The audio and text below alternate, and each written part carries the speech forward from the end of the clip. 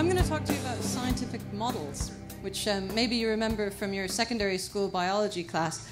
But scientific models are an interesting sort of fusion between science and art because although we use them to teach scientific concepts, they can often be very beautiful. So, for example, these are Blaschka glass models of jellyfish, which have gained quite a bit of fame because they're usually sort of presented in a context of being these beautiful artistic designs. But they're also, interestingly, anatomically correct, which is why we're interested in them as scientists.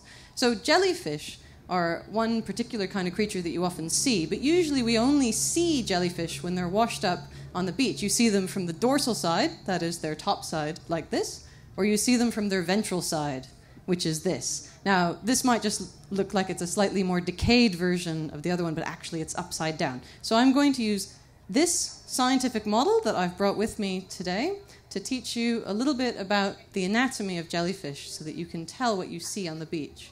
So this model is a life-size representation of Cyanea capillata, which is the lion's mane jellyfish, and this is the largest species of jellyfish in the world, and this model is life-size. This is the size that they get to. Not often in Ireland, but they do get to be this size. So the jellyfish is composed of the bell, which is the top part. So basically it's sort of the gooey part. Jellyfish are basically divided into the bell and the everything else. So the bell is what's sort of the dominant thing that you see. So the part that you mainly see when it's washed up on the beach, or like the blobby bit when you see them in the water. Okay?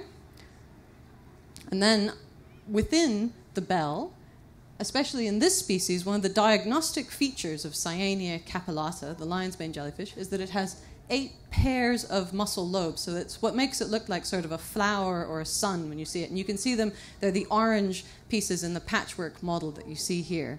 Okay? And you can actually see the muscle lobes, especially on the ventral side. So this is a close-up of the picture that you saw before. And these bands that are radiating out are the muscle lobes. And in the model as well, you can see the muscle lobes underneath.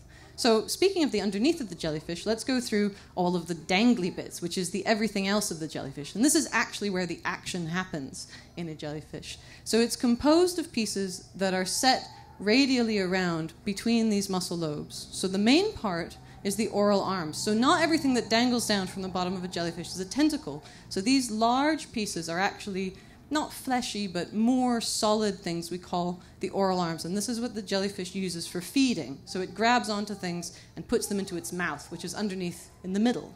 And then in between the oral arms are the gonads. So these are the jellyfish's naughty bits. And jellyfish don't have their gonads all the time. They only sort of sprout them when they're in season, when they're ready.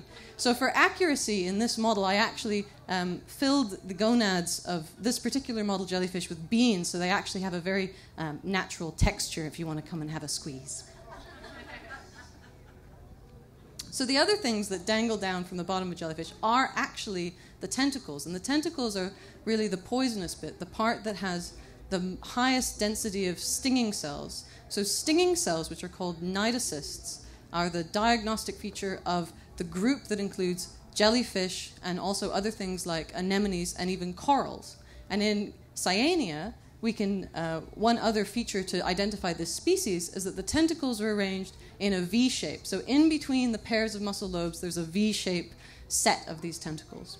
And also, in between the groups of tentacles is the jellyfish's sense organ, which is called the ropalium, or plural ropalia. And this is just a high-density bundle of sensory cells, which the jellyfish uses to sense its world. And this is very weird, because it doesn't have a brain, it doesn't have a head, but it has a radially symmetric arrangement of sensory cells.